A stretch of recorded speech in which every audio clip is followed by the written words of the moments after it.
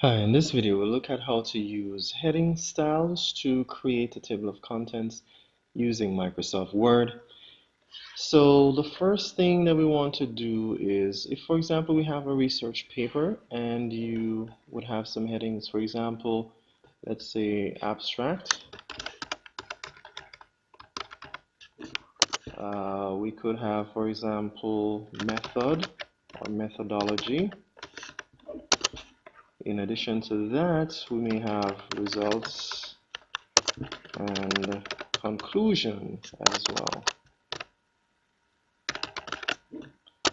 Alright, so we're gonna make these headings, and you can just go to heading styles here on your ribbon, and you can choose any one of your choice. We have, if we expand the gallery of option here by clicking on the more button to the right of that little grouping in the styles group, we'll see a number of other options, but we'll work with heading style 1, and we're going to click on heading style.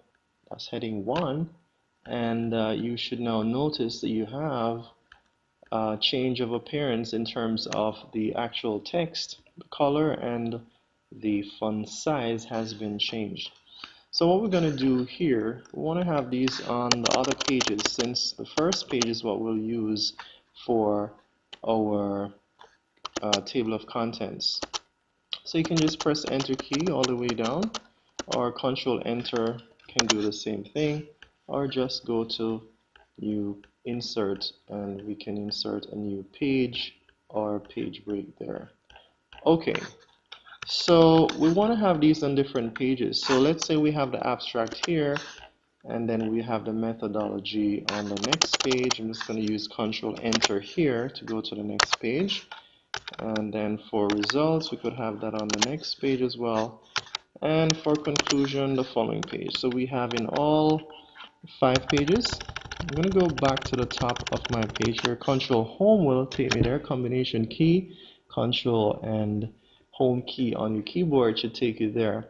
So we're going to go back to home sweet home, and we're going to go to the option for let's see, I think it's in the references. Okay, wonderful. So references tab, and then we go to the option for table of contents. When we click on this option here, we can click on the arrow that drops down to the right, and you'll now notice you have a number of options for table of contents. We'll just keep it simple and work with the automatic.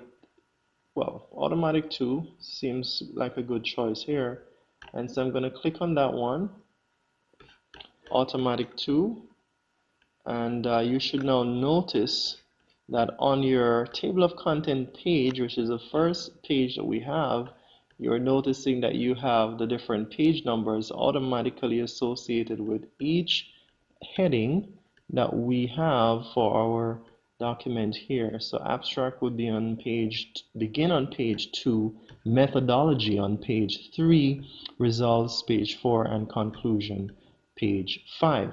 Now if you make any changes to your document in terms of, let's say for example want to change the abstract from the page that is on currently, so I'm going to control enter here and place that on page number 3. We're going to see that if we want to update this change here, we can use the update option right here.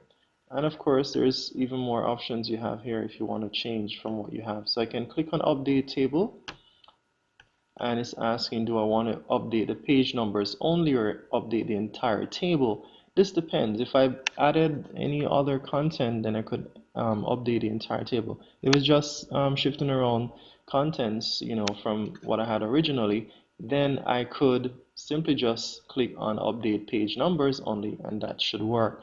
So I'm just going to click on update page numbers only, and you'll see that automatically your page numbers are updated to reflect the current pages that they're on. And you can always verify. So abstract is actually on page 4, okay, all the way down here. Alright, so you can always verify to see that that is such. Okay, so I hope that this video helped you with putting together your paper, your assignment, your research paper, your whatever you're working on for your courses. And so if this has helped you, please remember to share and to like, and you can always subscribe for more videos as well. Leave a comment. Thanks for watching.